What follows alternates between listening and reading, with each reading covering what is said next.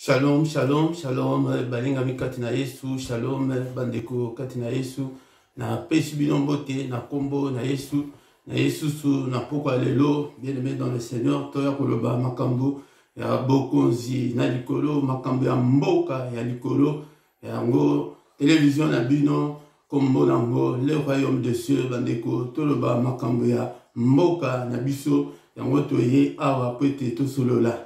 Bien aimé dans le Seigneur, avant makambo nyonso tozotika moma oyo na maboko na Nzambe mimonisa na poko alelo Nzambe alobela biso ete au commencement était la parole était avec Dieu et la parole était Dieu.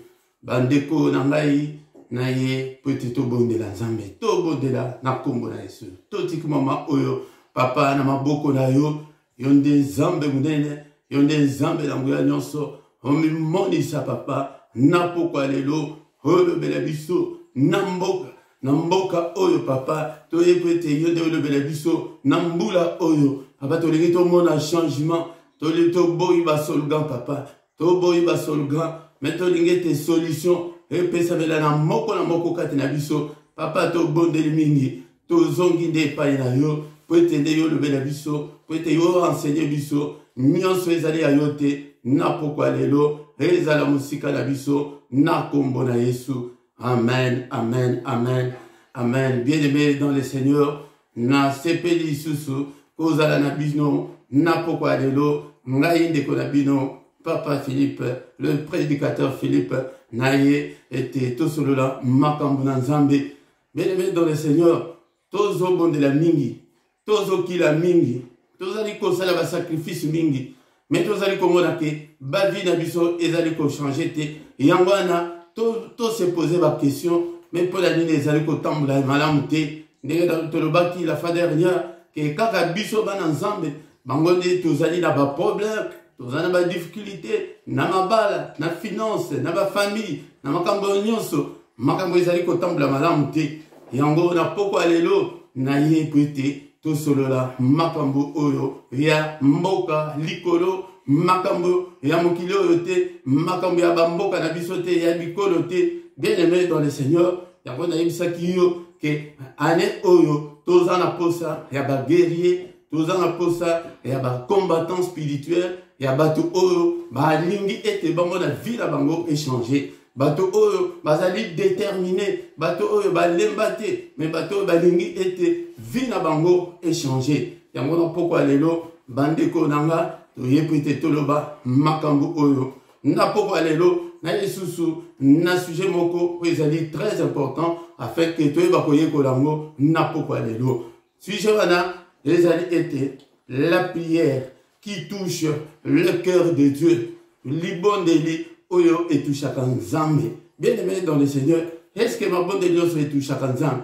Soki etushaka Nzambe pona nini ba bombo na biso ezali ko changer te. Toyepite toyekola et moko yaba bilembo ezali kolakisa ke ba prière na biso ezali kokoma epai na Nzambe te pe tokopesa bandakisa yaba oyo baleka liboso na ye moko notre Seigneur Jésus-Christ abandaki kobondela ndenge nini po ete atouche Nzambe. Bien aimé, ba exemple eza ebele mais na retenir quelques exemples afin que toyeba koyekola na poko alelo afin que to mona bomo na biso échanger ndeko na ngai obala obota ozwa kimia motema ozwa solution ya ba problème na yo mais pona nini solution wana ezali kopesa melate na ba sacrifice nyonso tozali kosala.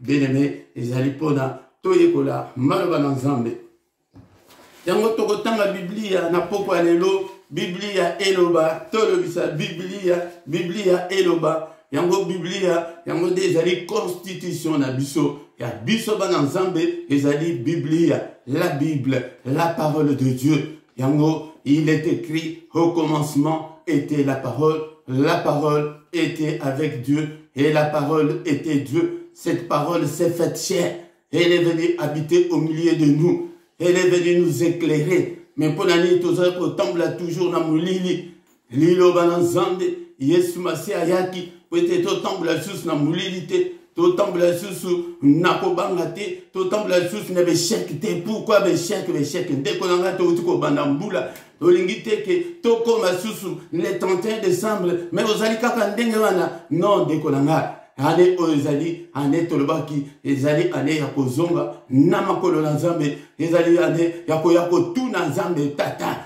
loba nasala nini papa, na boneli, na kili, na pesi ba offrande, na pesi ba dîme, mais nazo balate, mais nazo bongate, papa, na sala nini, anango yango, ande konanga na sina yebisi biso, ke ezali ane, yakoya lisusu na basolugate, ezali ane, yakoya lisusu teke, oh, ezali ane, il y a élévation, ezali ane, ya percée, non, ane, yakoluka Nzambe, yakoya kotuna Nzambe, ane, il y a tout changé, ane, yato yakoluka Nzambe, la prière qui touche Dieu, qui touche le cœur de Dieu. Yangonde toyekoyekola napoka lelo prière wana ezali prière oyo koko changer vie na yo ndeko nanga, oyo koko bouleverser situation na yo, oyo koko changer ba oyo ba sala ngo liboso na yo nanga ba mona bongo na bango ko changer. Mais pona li biso tozali ko sala ba prière oyo, mais tozali ko mona changement te. Yangonde toyekoyekola yango bien-aimé dans le Seigneur, zalaka na Biblia na yo, zalana na carnet na yo, zalaka na stylo na yo, place ya kokoma, toyekola, toyoka mingi, ane oyo. La Bible nous dit que la foi vient de ce qu'on entend. Yoka na Nzambe mingi, ane oyo. Yoka Nzambe mingi, ndeko nanga. Tokoya koyekola pe importance ya koyekola iloba Nzambe. Mais le diable veut que otika la kaka na ignorance kwete soko za na ignorance akobanda ko manipuler yo, akobanda ko manipuler yo ndeko nanga. Yango soko za na ignorance okoyeba ko bondela malamu te. La prière ça s'apprend. La prière ça s'apprend ndeko nanga. Yango les disciples sont allés voir le maître pour lui demander Seigneur, apprends-nous à prier. Apprends-nous à prier comme Jean-Baptiste a appris à ses disciples à prier. Apprends-nous. Yango, la prière, ça s'apprend. Prière, ezali ko toucher Nzambe, ezali prière oyo, ezali ko salima na motema. Yango to kotamba nanu, maloba na Nzambe avant to limola. Marc chapitre 11 verset 24. Marc chapitre 11 verset 24. Biblia to zali kotanga. Namukanda ya Malako, chapitre 11, verset 24. Marc, chapitre 11, verset 24. Biblia et le Binabiso Boé. C'est pourquoi je vous dis, tout ce que vous demanderez en priant, croyez que vous l'avez reçu et vous le verrez s'accomplir. C'est pourquoi je vous dis, tout ce que vous demanderez en priant, croyez que vous l'aurez, que vous l'avez reçu et vous le verrez s'accomplir. Bien-aimé dans le Seigneur, nyonso peut-être toucher Nzambe, il faut en prier. Yango Christ a le que boyeba, yango nazali koloba na bino, nyonso oyo bokosenga mena na prière. Bondima ete bokozwa yango, ke bozwi yango, bokomona ekokisama. Bien-aimé dans le Seigneur, otozo senga tokomona ekokisama, mais soki to senga yango malamu. Yango esengeli to senga et toucher Nzambe. Et toucher Nzambe ndeko nanga. Soki prière nanga, soki prière na yo et toucher Nzambe te. Bien-aimé dans le Seigneur, yango des solutions ekopesa melate, solution ekopesa melate pour être ezali lokola lettre, otindeli mutu lettre, mais e comité, otindeli mutu message, mais message wa de comité, de konanga, na retour au Gozwani. Na retour au Gozwani, et le côté pour mutongo azu message wa nate. Et là, un message sous diable a bloqué Kango dans le monde d'esprit. Bien-aimé, dans le Seigneur, yango sengeli prière na biso, et comment, et toucher Nzambe, et comment, et pas Nzambe. Alléluia. Yango, ce qui compte, c'est notre relation avec Dieu. Pour être une bonne et toucher Nzambe, et cette relation nini ozali na Nzambe. Et cette attitude, il y a motema na biso, motema na bizali ndengeli liboso na Nzambe. Bien-aimé dans le Seigneur, tozoluka na théorie te, ane oyo, tozoluka ete totia makambo oyo na misala. tobongisa ete makambo ekende liboso. Bien-aimé, attitude oyo nini oyo oza nango liboso na Nzambe. Attitude nini motema na yo ezali ndenge nini. La Bible nous dit, Matthieu chapitre 5, verset 8, heureux ceux qui ont le cœur pur, car ils verront le Seigneur, le cœur pur. Ezali moko ya belembo, ezali kosala ete libondeli na yo et tout en motema na Nzambe. Heureux ceux qui ont le cœur pur, motema ya peto, motema ya sembo. Yango okomona Nzambe te na libondeli na yo soki motema na yo ezali ya mbindo liboso na Nzambe. La prière qui touche le cœur de Dieu. Bien-aimé dans le Seigneur, Dieu a toujours exaucé le cœur. Mais tala motema na yo, motema mabe, jamais okomona loboko na Nzambe, jamais le prière na yo ekokoma epai na Nzambe, jamais ekobouger na Nzambe. Motema, attitude pe otozaka nango liboso na Nzambe, relation oyo zanango na Nzambe. Tant que ozakaka likolo de kolanga, okomona loboko na Nzambe te, de kolanga tombi okela tamawa. Tombi okela tamawa, na bapasi otozali komona. Na bapasi otozali komona, bato soki abeteli yo, lisolo na ye de kolanga, okokolobaki, comme ce sont dans sa bien. Ne koto souffrir, bato bazali ko souffrir, de kolanga, to changer année, to changer méthode. To changer méthode, to changer mitema na biso, tika motema mabe de kolanga, po ete libode na yo ekoma ipa na Nzambe, tika motema mabe. O kabola batu, o solaka na batu te, o kangela batu na prison ya motema na yo, nde kolanga na mutu ya boye peza, prière na yo e okoma ekotuta na motema na Nzambe. Non, ekosimba te de kolanga. Yango dani na poko alelo, motema mabe, ezali moko ya ba cause, po ezali kosala ete ba prière na biso ekoma epa na Nzambe te. Lelo na ba église, ba na Nzambe, na ba église ba koma koyinana, tina ba poison pe ekoti na kati ya église pona tina ya motema mabe. Ndeko nanga chapitre oyo ezali mulahi, toko kablango toko na ngo susu ko solola, po ete tolakisa yo ba point misusu oyo tokolobela lelo te. Ya kolakisa ke ba prière na biso ezokoma epa na Nzambe te, faute mingi ezali Nzambe te, faute ezali ba démon te, ezali ba ndoki te, ezali yo moko, ezali nga. Yango na poko lelo, bien-aimé dans le Seigneur, naye ete na lakisa yo ke libondeli na yo ezokoma te motema mabe, okota na famille ya batu, babala yo lokola mwasi, okabola famille, okabola mwasi na yo na bandeko na ye, ndeko na nga motema mabe toko ira na l'église tala ba problème na kati ya l'église. Yango nde prière na yo e okoma ipa na Nzambe ko toucher Nzambe ndenge ni. E kozala na impact moko te, e kozala sans effet liboso na Nzambe, ba prière ya sans effet. Yango nde mutu tondisi ba église, yango nde tozo belela Nzambe, Nzambe azali koyoka te. La fois dernière, tout le baki, tango kutu, net Esaïe chapitre 1, verset 15. Tango zo bon de la wana, Nzambe kutu, apesi mukongo, azotala yote. Bien-aimé dans le Seigneur, un point très important, bon, isa motema na yo ane oyo. Bandande, na yebisi yo ke, ezali ane ya musculation spirituelle. To bandananu, kontanam na fitness spirituelle, ane oyo, ke, obongisa nanu, yo nanu, liboso nanu. Motema mabe. Motema mabe nde mutu ezali ko empêcher que prière na yo ekoma epai na Nzambe te. Na mwasi, na mba, boyoka na kate na ndako. Na église, na pasteur, ko tonga ka ba pasteur. Na makambo kaka ya mabe yango nde toyebi. Yango soki balobi, oh pasteur boy, asali boy, yango nde toko publier.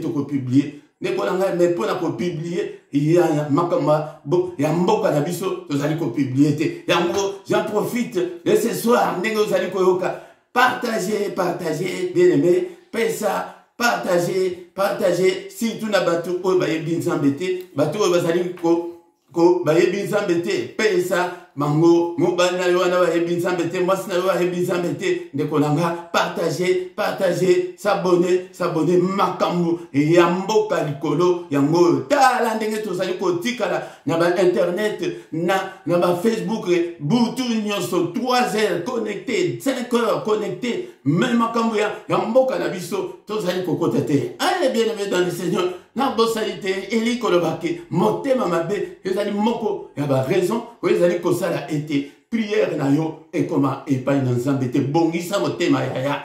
Est-ce que olingi obonga te nga naza na posa na ye mpona koluka bato oyo balingi babonga bato oyo balingi bamona vie na bango échanger bato oyo balingi bamona ke ata ménopause essaye to vivre la main de Dieu to vivre le miracle ya nzambe. Le temps des miracles n'est pas encore révolu ndekolanga. Le temps des miracles n'est pas encore révolu. Yo de bongisa to bongisa nano ndekolanga. Mutema na yo yango ezali raison ya monene oyo ezali kosala ete nzambe ayanola yo te. Tango nzambe atalaka mutu eloko ya liboso nzambe atalaka ezalaka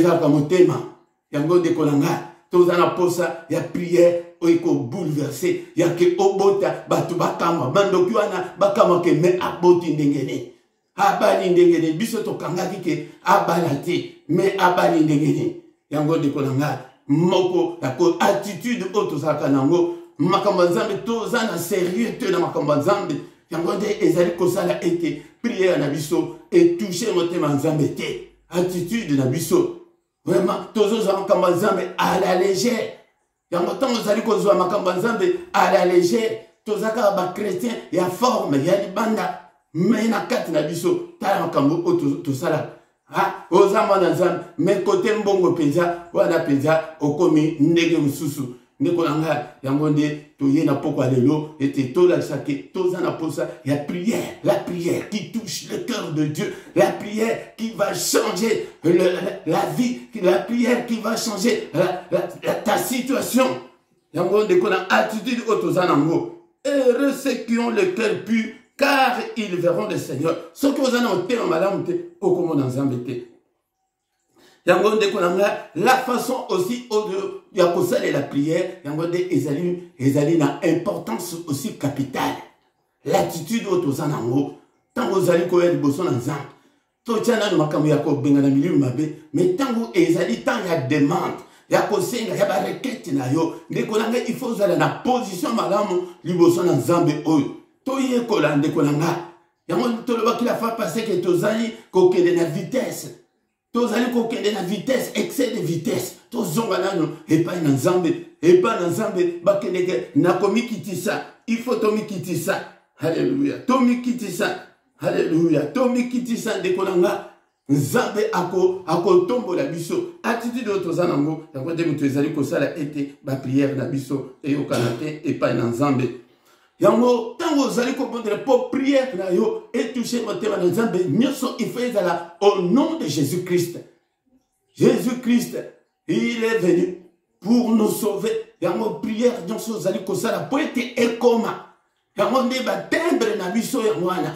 Moyen na biso po ete prière na biso ekoma. Epai na nzambe tutala motema na nzambe il faut ezala au nom de Jésus-Christ.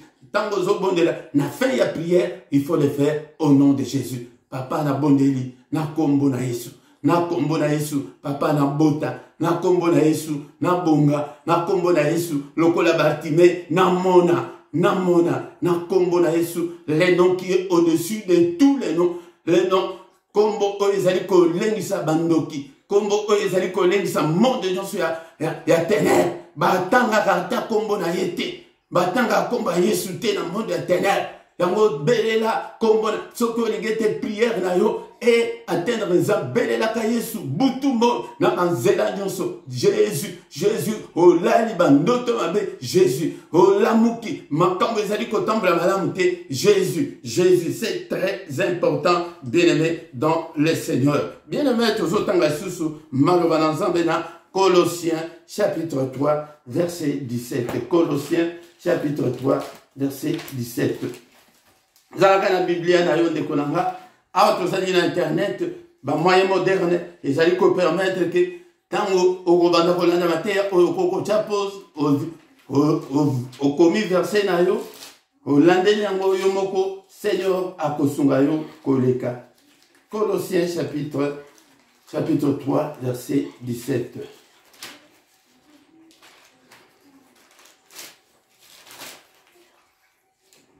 Bible elobi na biso boye, Colossiens chapitre 3 verset 17.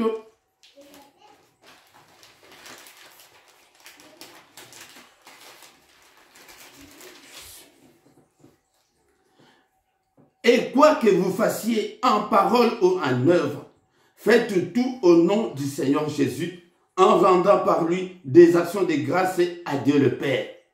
Et quoi que vous fassiez en parole ou en œuvre, faites tout au nom du Seigneur Jésus, en rendant par lui des actions de grâce à Dieu le Père. Bien-aimés dans le Seigneur, c'est très important. Tout ça là, la prière, donc ce que les gens prière na yo et toucher motema na nzambe yango sala ngo na kombo na Yesu Masia. La prière qui touche le cœur de Dieu est une prière qui lui donne gloire. Ndeko nanga soko ligi ete prière na yo et toucher motema na nzambe, il faut eza la prière OK et loko zali ko lukana et pesa lokumo epai na nzambe. Ce qui est prière na yo ezali que epesa sans nzambe lokumo ndeko nanga eko umelate okomona solution nzambe akoyanola pote azoyeba ke gloire na ye ekopesa mela. Gloire na ye ekopesa mela. Prière wana ezali une prière forte et sincère, une prière confiante. Yaki ozana confiance et pas une nzambe. Bien évidemment dans le Seigneur, tout changer. Bah enseignement l'église de l'Obasaliko côté biso lisusu te. Église ezaliko enseigner sous le peuple de Dieu te. Église est au komikaka. Kaka délivrance, prospérité. Même à Kambo, comment vivre au quotidien à la lumière de la parole de Dieu. Bananzambe tozali na moté. Bien aimé dans le Seigneur, nous devons apprendre que la prière qui peut toucher le cœur de Dieu, c'est une prière forte, c'est une prière sincère, avec la sincérité. Il faut le faire avec la sincérité. Et c'est une prière confiante. Bien aimé dans le Seigneur, tikete nzambe oyo amimonisa katina bomo na yo. Nzambe amimonisa ozala confiant. Zala na confiance et pas nzambe ki nakobonga. O déclarer yango butu moy. Ndeko nanga. Le temps ya miracle nanu elle quitté. Il est le Dieu qui écoute la prière. Mais atakutoki azo yokango. Est-ce que toucher mon thème nae? Et toucher mon thème nae? Prière wana il faut la sincère. Prière wana tikete nae biso secret sous la prière. Oh, il y a problème, il y a difficulté aux anango. Et Seigneur, il y a la prière. Ok, aux ali yomoko, liboson ensemble. La prière, là, tu es tout seul, tu es toute seule, en train de pleurer, en train d'invoquer Dieu, en train d'implorer la grâce de Dieu. Bien aimé dans le Seigneur, yango, le Seigneur, il toyeba, que nzambo, pour être au toucher mon thème au Seigneur, il est aux alana. Intimité naye, l'intimité avec Dieu ezali susute bandeko nanga. L'intimité lelo, la relation personnelle ya bana nzambe lelo na nzambe ezate. Yangonde nos prières ne sont pas confuses, ne sont pas efficaces. Nos prières ne peuvent pas toucher le cœur de Dieu. Yango Napoli, quelques exemples, napokwa lelo, pour nakola dit ça. Ndenge nini, ye moko masia, tango azalaki, nase na mokili oyo, lo lenge nini, abondelaki, pour être prière naye, ezala efficace, pour prière naye, et toucher Nzambe. Ezali namotuya. Bien aimé dans le Seigneur. Vi mobimba ya Yesu, ezalaki vi yako glorifier Nzambe. Bien aimé, surtout les gens étaient au toucher en thème en Nzambe, esengeli ke vie na yo ezala vie ya ko glorifier Nzambe ya ko pesa Nzambe lokumu.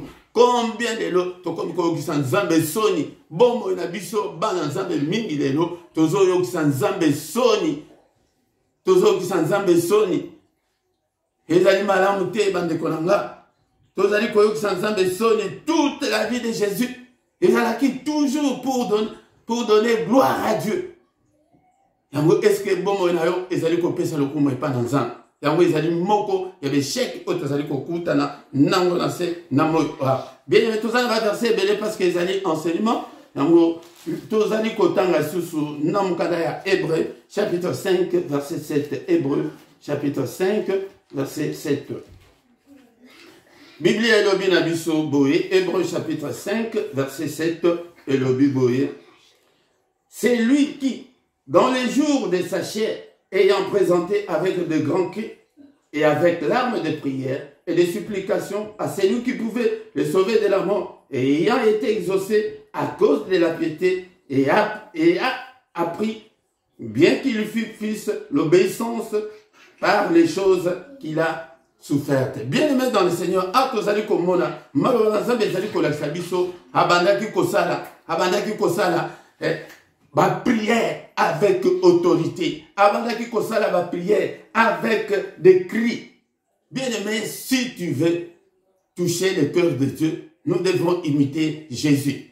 Nalobaki bomo na ye ezalaki pona ko rendre gloire na Nzambe. Ko pesa lokumu epa na Nzambe. Bien aimé, esengeli bomo na biso to pambula, to tambula mkilo, ba tu pe ba mona ba sambela rapeza, vie na bango ezo changer.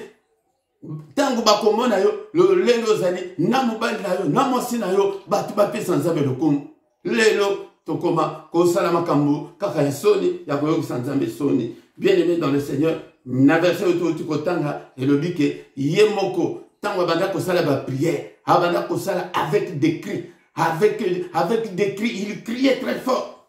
Bien aimé, prière na yo ekokozala elembate, prière na yo ekokozala elembate, des grands cris et des larmes. Et l'élo, toujours mon sous l'élo teke, l'arme il y a tristesse, mais l'arme il y a prière. Parce que il y a, et ça m'a comme mi balé, et ça m'a comme bateau, bazali plongé dans l'esprit. Et ça m'a tango mutuazali kat na molimo, tango zali ko bonde la, makambo o et ça m'a ou bien au moment zo bonde la, maïmi so du mayo. Il y a teke o ya passe o na zole la passe non, o zole la, mais l'esprit, la communion, la connexion. Ou bien, au sentir pensa que mais osons sentir la joie t'envahir, la joie. Bien aimé dans le Seigneur, yango ezali moko yaba bilemo ezali kolakisa ke yamutu azali en communion ensemble. Yango on a pris cet exemple, ya Seigneur yemoko, il le faisait avec des cris, il le faisait avec de larmes, avec des supplications. Toba prière et supplication ezaka susu. T'es bien aimé dans le Seigneur, lelo tokoya kosisa na prière et supplication. Yango ane o ndekolanga zuatan ya ko supplier Nzambe zali ke papa Nzambe sala Nzambe sunga papa na moni pas mingi papa ajna eseleki ndekolanga ata menopause wana Nzambe wana azali capable ya ko pesa mwana azali capable apesa Sarah mwana à 90 ans. Bien aimé dans le Seigneur, une vieille ménopause, double ménopause à Bota. Bien aimé, ces deux-là n'a pas changé. Il est toujours le même. Il va te consoler cette année. Il va essuyer tes larmes.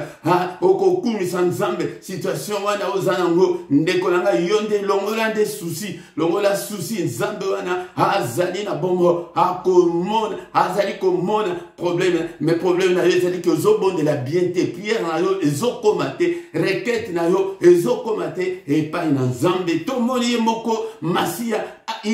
Il faisait des prières avec larmes, avec des cris. Il criait. Bien aimé dans le Seigneur. Pas que prière, mais des cris. Ganga, makasinanda, kunayoana, ba demo wana ou ba kangi bomo na yo, ba sentir que non, o komi mo tombo kina molimo, o tombo kana molimo, o ganga butu, o proclamer na tongo, o proclamer na butu, o proclamer na mort. Yangonde ndenge Seigneur yemoko abandaki ko prier, il faut toujours ndaki sanaye. Yango vinaye ya kopesa ensemble le coup met ba prière na ye. Yangonde verset o na ndande ko kolobelango ane ko mobimba.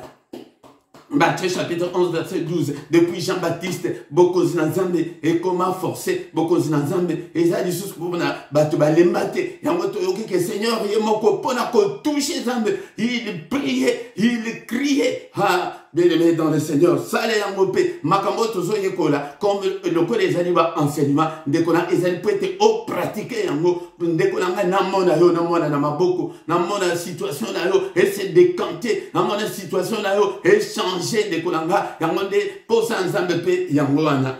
Bien-aimé dans le Seigneur. Tozali ko mona susu secret mususu peut être prière na yo et comment et pas na nzambe tokotanga na Marc chapitre 1 verset 35. Marc chapitre 1 verset 35.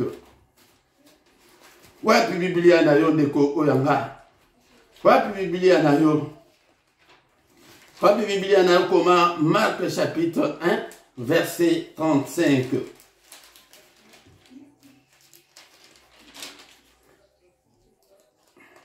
La Bible nous dit, vers le matin, pendant qu'il faisait encore très sombre, il s'éleva et sortit pour aller dans un lieu désert où il pria.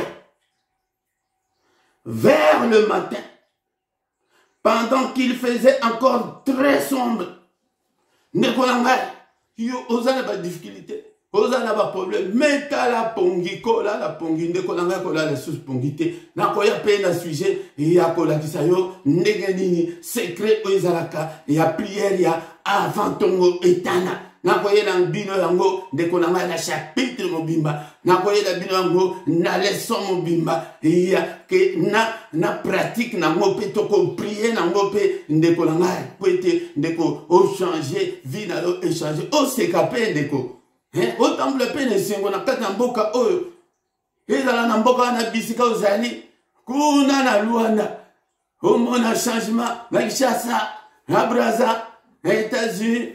Oh, vivre la main de Dieu de Kolanga. Haya qui peut être bon, il a dû échanger. Il est venu nous accorder une année de grâce de notre Dieu. Une année de grâce de notre Dieu. Alléluia. Tikete zambe oyo amimonisa na bon. Il sortait le matin quand il faisait encore sombre. Il s'est réveillé. Réveille-toi 2021 de Kolanga kola la disusu teto la mingi tozuni. Moko ya moyen ya ko atteindre nzambe ya mwana. Soki olingi ete o atteindre prière na yo et atteindre nzambe la muka. Zala ya ko la muka batu ya mukili kutu basali ba parti politique o la muka. Mais yo la muka te pona ni la muka de konanga. La muka butu Yako yako la kisayo lo lengeni ba bonde la prière wana po ete lelo tozo ekola makamusu tozo ekola ndengeni ya ko atteindre nzambe mais nako yako la kisayo ndengeni ba priaka avant le lever du soleil. Il y a un grand secret. Bien-aimé dans le Seigneur, soko kende musala na 6h la muka 5h de 5h à 6h betal bondeli na yo ndeko yo moko pekola pe ane oyokola kaka bakamba yo mais ceux qui mukoloke ba prière en ligne kozalate ou bien tant sous la mukibo o chargeaki téléphone na yote ordinateur na yote énergie ezate donc on prier te ya mwana sina wuti koloba awa moko ya moyen ya prière na yo e comme pas ensemble ezali prière personnelle. Prière personnelle. Et il y a un moyen le plus efficace pour atteindre Dieu. Parce que là, tu es en communion personnelle avec ton Dieu. Bien-aimé dans le Seigneur. Seigneur Yemoko, Abadaki Kolamuka, Tongo. Tongo Tanga Temena Sabino, Luc chapitre 6, verset 12, Wanabino Moko Botanga. Jésus pria toute la nuit. Abadaki Kobon de la paix, Babutu Mobimba. Abandaki kobonela butu mobimba. Mais verset utokotanga ndekolanga. Ha. Secret msusu ezali awa. Bible lobike. Élie était un homme de la même nature que nous. Élie, azalaki mutukaka lokola yo, lokola nga, abondela, alobaki. Sur ma parole, mboula ekobeta te. Mboula ebeta te pendant 3 ans et demi. Ndeko, libote na yo koko komate, epa na nzambe pona ni. Ezali na mukanda ya 1 roi, chapitre 1, verset 1. 1 roi, chapitre 1, verset 1. Alobike, sur ma parole. Oh, bien aimé dans le Seigneur. Makamususu. Oh, na Jérémie, chapitre 15, verset 19. Alobike, soki obandi kokabola. O ezali malam. Na o ezali mabe. Nzamba alobi, tu seras comme ma bouche. Yango de Eli akomaki lokola munoko nzambe. Alobike mbule kobete nzambe te muto alobaki ke mbule betete. Eli alobike sur ma parole. Sur ma parole, sur la parole d'Eli, mbula pe betate. Yango bien aimé dans le Seigneur, ezali important était toyeba. Tozala lokola Jacques lokola Eli oyo ayebaki ko bondela était likolo ekangama bien aimé dans le Seigneur. Donc nous devons être des véritables chrétiens. Ce que les gens ont des ans, combien les lobes, tozaba nanzam mais ba hypocrite. Hypocrite, chrétien de nom. Mais tala makambo salak, tala manzele otambulak, tala nyoso salakwana. Yango prière la vie est efficace. Non, dekonanga. Non. Donc, soki ozali kotambula malamu okozala lokola munoko nzambe ba prière na yo ekokoma efficace. Bien aimé dans le Seigneur. Par exemple, on a vu les bilos lelo ezali po ete to bongisa afin que ba prière na biso ekoma efficace ekoma na maboko na nzambe. Na pesi bino susu na mukanda Luc chapitre 18 verset 1 ti na verset welandi otanga dekonanga mwasi oyo abada kokende et pas juge que juge kata makambo na ndekonanga omona bondeli pona mukanda lelo lobi olembi omona ozobondela pona kobala libaliza te comme si bakomi na lembi nanga 35 ans ekoki 42 ans ekoki na lembi nanga na yebite soki na osala ni non dekonanga persévérer. Bible le dit que toi importuné nzambe, c'est pas moi qui l'ai dit, ce que otangi ba le dit que moi soit na banda ko kende ko importuné juge. Mais juge aye ko loba ke non, bokata likambuna ye. Tanga ngo malamu okomona yango dekonanga. Ça là, il a mis le mur de lamentation nanda kunayo. Obanda ko supplier nzambe libala nzambe mukanda nzambe santé nanga ezali malamu bien aimé dans le Seigneur. Namukanda acte des apôtres chapitre 16 kobanda verset 25 tozomona pe prière oyo et tout akamotema na nzambe bandeko oyo bakendaki na prison Paul na Silas bango mibale balobi na tokolala te yango na yebisi yo ndeko kolala te. Vers le milieu de la nuit, Paul na Silas va télémaki, bandi ko kumisa nzambe. Mukanda ya acte des apôtres chapitre 16 verset 25. Alobi ke tangu bazoko bondela, tangu bazali ko yemba banzembo, lelo bakoyemba ekoma muke. Na koya Jesus na chapitre bimba ya adoration parce que nzambe azana posa ya adorateur. Mais qu'est-ce qui s'est passé na prière na bango na koyi na koyemba na bango tremblement de terre esalemi prison efungwami ndeko nanga soko oza mutu ke obondelaka mpenza na solo oza mutu oyembelaka nzambe yango tremblement ekosalema basinga nyonso bashene nyonso ekangi yo wana ekokwea ekopanza na nzambe akopanza yango na kombo na Yesu. Bien aimé dans le Seigneur yango nalingi ete tobondela muke na pokwa lelo na prière ya mama Anne tobondela ndeko nanga zwa attitude oyo ya mwasi oyo bafinga ye na lolenge nyonso bafinga ye bachola ye ke amela milangi abotaka te. Bien aimé dans le Seigneur mwasi oyo de son propre gré ayebaki kotelema ayebi ke trop c'est trop ndeko na ngai eske na pokwa lelo kokoloba ke trop c'est trop yo moko akendeki atiki mobali atiki batu nyonso azwi a changé ayebi ke nazokende nazo fukama na bondela nzambe wana azo bondela azolela zo attitude wana changer prière ndeko nanga ko zongela susu ba prière ndenge ozalaki nango année passée te est-ce que au moins te que année ngo l'équipe oko risquer susu année ele kanango ka bon bampe bambule zokene yango zo position ya mama était au bondela tous au bondela bien aimé dans le Seigneur to banda koya tango nyonso kololo kosolola makambo ya mboka na biso makambo ya mboka tata était peut-être au bonga to mona vie na biso échanger. Est-ce que tu ne peux pas donner ta vie au Seigneur ce soir? Bien aimé dans le Seigneur banda kolobete Seigneur na pesio motema nanga na pesio vie nanga na pesio ba passe nanga. Bible le bique, venez à moi, vous tous qui êtes chargés et fatigués, et je vous donnerai du repos. Apesi o repos na pokwa lelo. Ndeko na pesa nde motema. Pesa motema. Pesa motema. Hazana posa na yo. Hazana posa na yo. Pesa motema. Bien-aimé dans le Seigneur. Le baké Seigneur. Na pesi o motema nanga. Na pesi o bapasi oyo. Ozwa yango. Et dizala. Et pas nanga été. Bien-aimé. Prière. Ya année o. Année. Ya ko invoquer zang. Est-ce que toko ko bana ko bon de la te siko ndeko nanga. Ya ko bele lanzang. Bele lanzang. Papa. Na moni pasi. Papa. Pasi nanga. Lokola mama. Aloba qui était bazo finganga bazo cholanga papa soni longolanga soni est-ce que koko le baté na pokwa lelo bien aimé dans le Seigneur papa longolanga soni papa longolanga passion ezali bosonanga longola yango nkolo longola yango zambe tata na mona loboko na yo papa na mona loboko na ndeko bondela ete zambe nanga na mona loboko na yo papa ndeko nanga na fongoli zela ya kolakisa lolenge okobana implorer, il y a beaucoup invoquer, comme Yesu Masia, que tes Seigneur, souviens-toi de moi, Seigneur, Sunganga, papa, bibisanga na situation difficile, au nom de Jésus, au nom de Jésus, au nom de Jésus, alléluia.